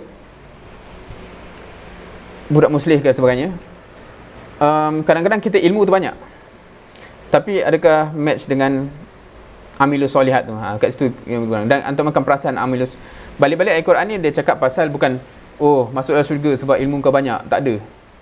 Dia cakap pasal amal. So kalau kita belum beramal, dan kita kena sedar kalau kat sini ayat bawah tu, orang yang bersabar dan orang-orang yang benar dan orang yang sentiasa taat, orang yang membelanjakan hartanya dan istighfar. So semua ni action. Maknanya kalau ada elemen alamak aku tak jaga kesabaran aku, infak pun belum, astagfirullah kan, So dia akan trigger benda tu sebab aku nak syurga ni dan memang aku baca description tu dah terliur dah. So dia akan trigger amalan Lagi. Orang yang dermakan hartanya masa senang dan susah. Tu lagi muhasabah tu. Oh rupanya aku infak masa senang je kan. Masa susah kedekut dah pula kan. Tak, orang yang dapat ni apa? Apa definisi orang bertakwa tu kan? Orang derma masa senang dan susah. Orang yang tahan kemarahan dia, memaafkan kesalahan orang lain, kan? Wa ni'ma ajrul amilin. So kita akan perasan again and again kat sini lil abrar. Dekat sini apa? Ya'mal minas solihat. Lepas tu wa huwa mu'min. Kat sini amanu wa amilus solihat. Lepas tu kat sini bima kuntum ta'malun. Yang ni pun akan berulang dan antum keperasan masuklah syurga ataupun inilah syurga untuk kau bima kuntum ta'malun. Yang ni common dengan apa yang telah kau kerjakan. So kalau kita belum buat, kita dah faham banyak dah ni. Oh tugas khalifah, aku faham dah, aku boleh hurai dah, bagi dalil pun boleh. Tu apa dia. Tapi amal tak ada lagi. Bima kuntum ta'malun, kita akan jadi risau. Aku nak, so aku akan pastikan amal aku match dengan apa yang aku nak lagi. Ni lagi perincian kan. Apa lagi aku kena buat ni? Bertaubat, ibadah, puji Allah, mengembara, rukuk, sujud, buat kebaikan, larang kejahatan, jaga batas-batas hukum. Okey. Beriman dan amal soleh, beriman dan anda pergi laju sebab slide ni punyalah banyak ayat syurga ni. So anda pergi laju amal soleh, udkhulul jannah bima kuntum ta'malun. Again, amanu wa amilus solihat. Yang ni man ahsana amala. So datang pula kat sini Allah yang ahsan pula amal tu kan, bukan aku dah beramal kot, at least ada kan. Tak ahsan amala. So aku kena tingkatkan pula kualiti kan. Sebab tu kita belajar macam-macam. Sebab ada orang kata asalkan dakwah. Kalau orang yang faham ayat Quran ni, dia bukan asalkan dakwah, sebab tu dia mengkaji fiqh dakwah. Kenapa kena kaji fiqh dakwah? Bukan asalkan dakwah tak boleh. Kan nak syurga yang tertinggi apa semua kan. So aku nak dakwah yang betul-betul match kriteria yang sepatutnya dan sebagainya. So sebab tu kita belajar fiqh dakwah banyak pula kan. Beriman, amal soleh. Okey. Amal soleh, amal soleh. Kat sini lagi lah kan. Qad aflahal mu'minun apa kan? Macam-macam antum faham sangat. Salatim khashi'un dan sebagainya. Now, anda skip banyak ni sebab memang terlalu banyak. Tapi point dia again and again, anda rasa kalau antum tak yakin lagi Allah amat kaitkan syurga dengan amal, dah cukup banyak amal soleh, bima kuntum ta'malun, amal, ni banyak. So anda akan skip sebanyak-banyak ni. So bima kasabarohin, dengan ihsan, jazaa'an bima kanu ya'malun. Okey. So Hizbullah, siapa yang jadi Hizbullah? Ni bukan Hizbullah tu tapi penyokong agama Allah kan. Adakah kita? So okey, again and again. So okey. So pendek cerita, knowing is not enough. Ilmu yang banyak ni tak cukup. Berdasarkan ayat-ayat pasal syurga, you have to take action. Antum kena buat something. Dan something tu apa? Itu yang kita kena bincang panjang. Sebab ayat-ayat tu pun memberi indikasi bukan as long as buat something. No. Bila kata this is for what you have done, dia ada implikasi you buat tu memenuhi payawai tertentu. Tambah lagi kalau kita ambil ahsan amalah dan sebagainya. Ada orang mungkin tanya, ni anda letak footnote kat sini sebab bukan ke ada hadis kata kita tak masuk syurga dengan amal. Hakikatnya betul. Dalam hadis ni Allah kata even Rasulullah SAW pun bukan masuk syurga dengan amal. Maksudnya apa? Kita tak boleh nak claim aku amal banyak kot, so Allah kena bagi aku syurga. Tak ada amal yang cukup untuk membeli syurga. Tetapi kita kena faham juga dalam konteks apa yang kata rahmat Allah tu terkait dengan janjinya, dan janjinya memang sentiasa dikait dengan amal. So untuk mengharapkan rahmatnya, Allah dah linkkan dengan amal tu. So kita tak boleh nak kata kita tak beramal kemudian mengada-ngada nak mengharapkan syurga lah. Sebab Allah dah again and again punyalah banyak slide tadi tu pasal amal Okey. So dan juga ayat-ayat lain macam ni macam Allah tanya kan, kau ingat kau boleh masuk syurga ke kalau belum diuji kan? Dan ujian tu ada implikasi, maksudnya how do we react to it. Okey. So Ana akan tutup dengan story ni. Okey, kita 3 minit. Kalau terlajak sikit tak apa. Macam story ni macam susah nak dihabiskan 3 minit. Tapi anda rasa story ni mungkin antum familiar. So kita pergi laju lah. Ni dalam surah Yasin. Okey, ni hujung ceritanya. Qila khulil jannah qala ya laita qaumi ya'lamun kan. Dikatakan kepada dia, masuklah dalam syurga. Dan dia kata, ya laita qaumi ya'lamun kan, alangkah baik kalau kaum aku mengetahui. Ini hujung cerita dan kita akan tengok dari awal sikit. Tapi semua familiar ke dengan kisah ni? Kisah kalau dalam terjemahan tu kadang-kadang dia note Habib An-Najjar. Setengah orang tu dia kata ni kisah apa? Lelaki dari hujung kota, sebab ayat dia cerita tu kan. Familiar ke? Pernah dengar ke? Oh, lama senyap ni. Semua tengah terbayang surga dah kan. Macam jarang. Jarang Macam pernah dengar tapi lupa-lupa lah gitu. Okey.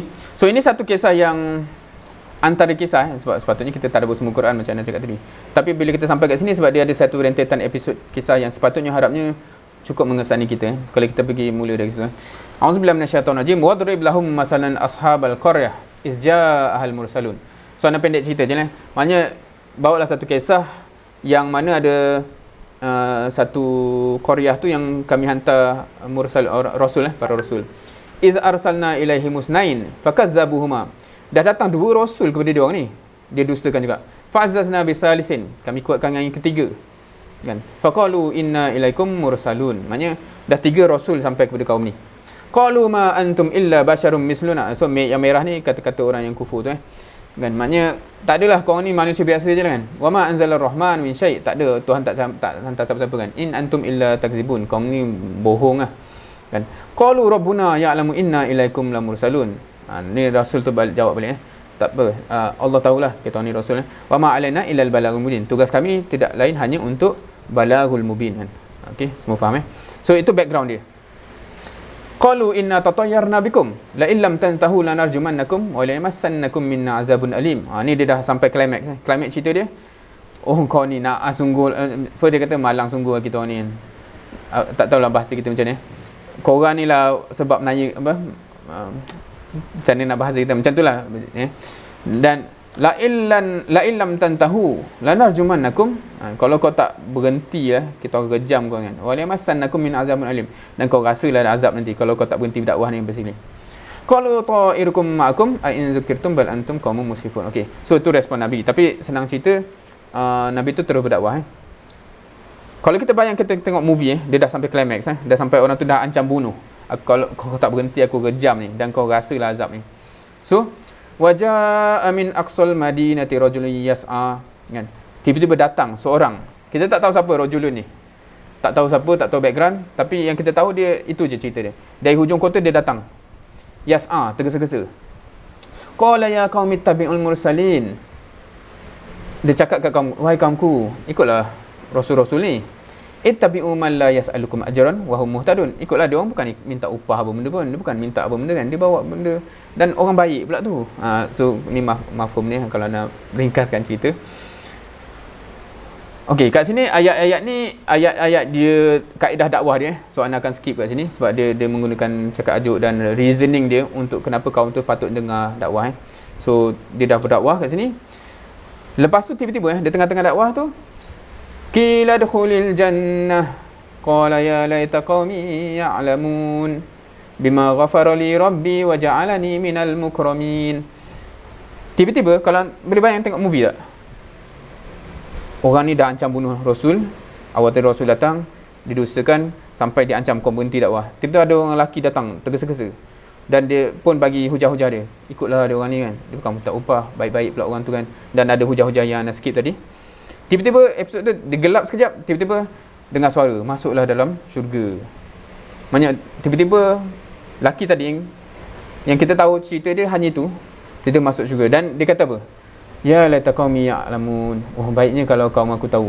Tahu apa? Apakah maknanya apa yang memberikan nikmat ni kat sini kan? Antum apa antum feel kalau antum tengok episod tu, cerita tu? Ke tak feel apa-apa? Ke tak faham apa benda ni? Faham cerita tu dan boleh dapat something? Kita nak habiskan dah ni. Dah terlajak 2 minit ni. So boleh nak concludekan. Boleh antum dapat ke? Antum feel ke sirah ni? Of course nanti boleh tadabbur balik in full masing-masing. Lelaki ni kita tak tahu apa kebaikan yang dia pernah buat except for one. Dia backing Nabi, dia backing Rasul, dia backing dakwah, betul tak? Dan kisah tu dia tutup episod, macam episod tu berubah. Maksudnya kita faham Allah tak tunjukkan episod dia dibunuh, dia totally skip. Tapi kita faham lah, tiba-tiba macam episod terusnya masuklah dalam syurga. Maknanya dia dapat ganjaran syurga, walaupun highlight of his life is just that dia tergesa-gesa datang bila dakwah tu ditekan, dan dia defend dakwah tu, dia dibunuh, masuk syurga. Bukankah itu, wouldn't that be our dream? Maksudnya maknanya ganjaran yang dapat with something like that. Maknanya dia macam dia tak diketahui oleh dengan orang yang baik apa benda, dia macam dia begitu So nak kata apa hopefully kita mengidamkan benda yang sama Dan kalau kat sini maknanya are we part of orang yang backing agama Allah bila diperlukan, dan sekarang amat-amat diperlukan kalau kita realise kehidupan hakikat dunia ni. So it should be not just our work. Kita buat apa ni? Itulah kita kena dakwah, kita kerja kita kan. Tak, it should be your passion. I'm very passionate about dakwah. Aku memang nak kan. So ayat-ayat tadi sepatutnya trigger your passion So kalau again ayat ni disebabkan ana baca petik yang belakang. Inna hadza kana lakum jazaa'an wa kana sa'yukum mashkura.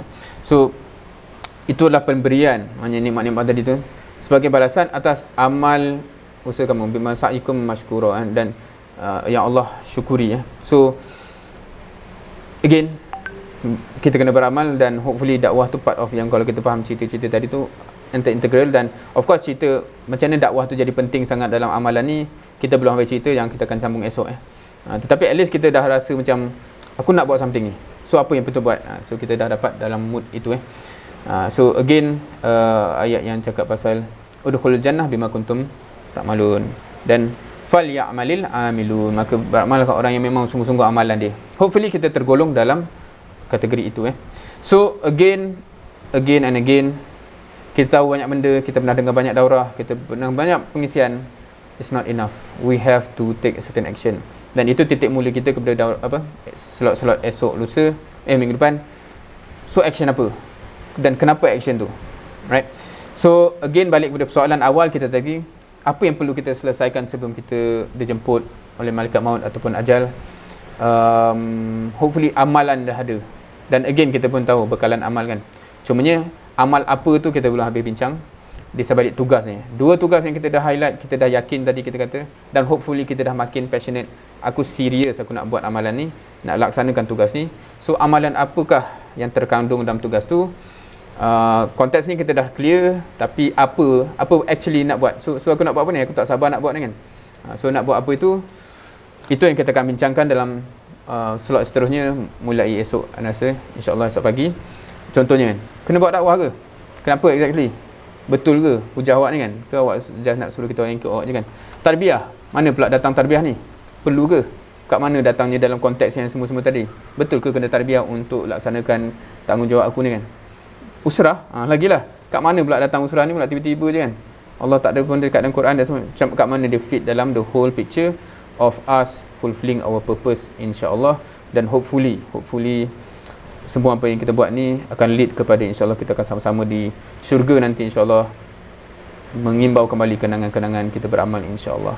Wallahu a'lam, minta maaf terlajak 6 minit kalau based on masa anda rasa. So kembali kepada inilah, anda tak tahu kalau ada soalan ke apa, tapi anyway kembali kepada MC ke siapa tadi.